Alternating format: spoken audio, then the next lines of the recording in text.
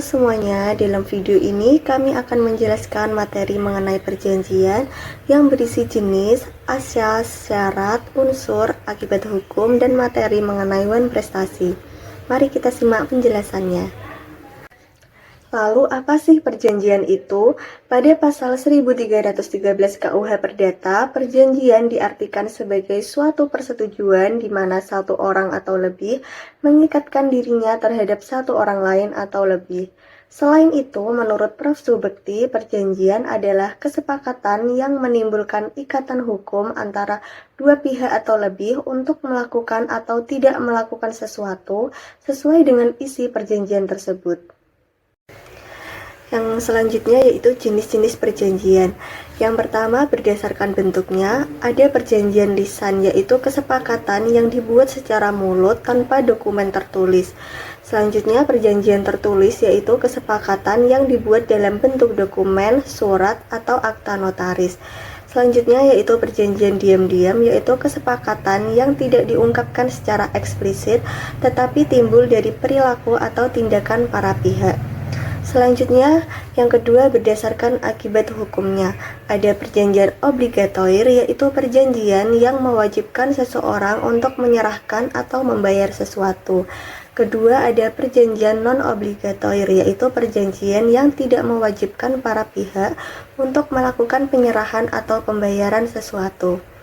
Selanjutnya, yang ketiga berdasarkan sifat atau nama. Yang pertama ada perjanjian bernama atau nominate, yaitu perjanjian yang diatur secara khusus dalam undang-undang dengan nama dan aturan detail. Yang kedua ada perjanjian tidak bernama atau innominate, yaitu perjanjian yang tidak diatur secara khusus dalam undang-undang. Selanjutnya, dalam hukum perjanjian dikenal 4 asas penting yang menjadi dasar setiap perjanjian. Yang pertama, asas kebebasan berkontrak. Diatur dalam pasal 1338 ayat 1 KUHP Perdata yang berarti para pihak bebas membuat perjanjian selama tidak bertentangan dengan hukum. Kedua, asas konsensualisme. Berdasarkan pasal 1320 ayat 1 KUHP Perdata, yaitu perjanjian dianggap sah sejak tercapainya kesepakatan antara para pihak. Ketiga, asas kepastian hukum atau Pacta Sunt Servanda juga terdapat dalam pasal 1338 ayat 1 KUHP Perdata yang menegaskan bahwa setiap perjanjian yang dibuat berlaku mengikat layaknya undang-undang bagi para pihak yang membuatnya. Dan yang keempat, asas itikat baik. Diatur dalam pasal 1338 ayat 3 KUHP Perdata yang mengharuskan setiap pihak menjalankan perjanjian dengan kejujuran dan niat baik. Kemudian, syarat sah suatu perjanjian. Menurut pasal 1320 KUHP Perdata, untuk syarat suatu perjanjian diperlukan 4 syarat. Yang pertama, sepakat mereka yang mengikatkan dirinya.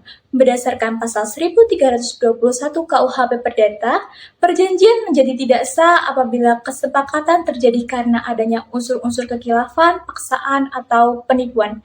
Kedua, cakap untuk membuat suatu perjanjian. Menurut pasal 1329 KUHP Perdata, pada dasarnya semua orang cakap dalam membuat perjanjian kecuali ditentukan tidak cakap menurut undang-undang.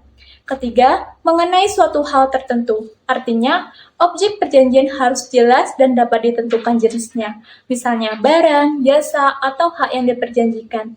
Yang keempat, suatu sebab yang halal. Isi atau tujuan perjanjian tidak boleh bertentangan dengan hukum, kesusilaan, maupun ketertiban umum. Kemudian, unsur-unsur dalam pembentukan perjanjian. Yang pertama adalah perbuatan hukum. Perbuatan hukum menurut Suroso adalah setiap perbuatan manusia yang dilakukan dengan sengaja untuk menimbulkan hak dan kewajiban. Perbuatan hukum adalah setiap perbuatan subjek hukum, manusia atau badan hukum, yang akibatnya diatur oleh hukum karena akibat itu bisa dianggap sebagai kehendak dari yang melakukan hukum. Yang kedua adalah kesepakatan. Kesepakatan ini dikehendaki oleh kedua pihak, serta bebas dan tidak ada unsur kekhilafan, paksaan, dan penipuan. Yang ketiga adalah objek perjanjian. Objek perjanjian adalah prestasi yang menjadi kewajiban debitur dan hak kreditur dalam suatu perjanjian. Jika objek perjanjian tidak dijelaskan, maka perjanjian dibatalkan demi hukum. Yang keempat adalah para pihak yang dapat menimbulkan akibat hukum. Akibat hukum dalam perjanjian itu sendiri adalah risiko yang harus ditanggung jika salah satu pihak ingkar janji.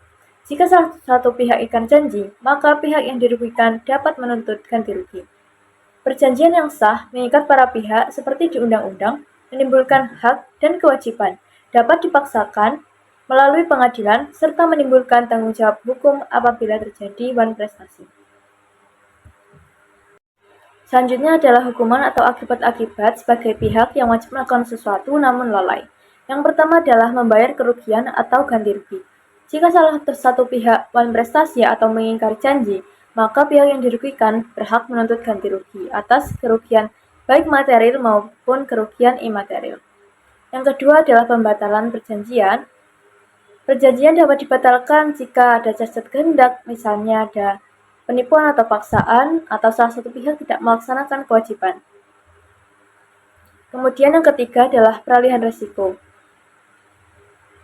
Yang keempat adalah membayar biaya perkara. Jika sengketa perjanjian yang masuk ke pengadilan, maka pihak yang kalah bisa diwajibkan membayar biaya perkara dan biaya kuasa hukum.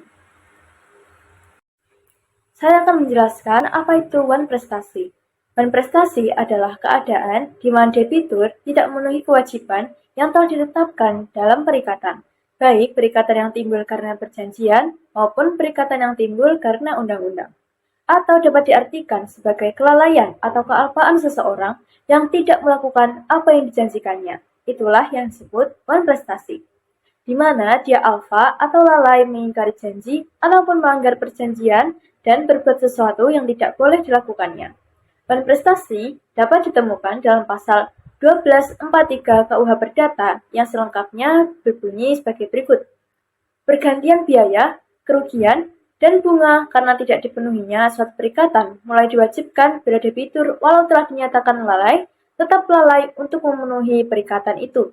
Atau jika sesuatu yang harus diberikan atau dilakukannya hanya dapat diberikan atau dilakukan dalam waktu yang melampaui waktu yang telah ditentukan.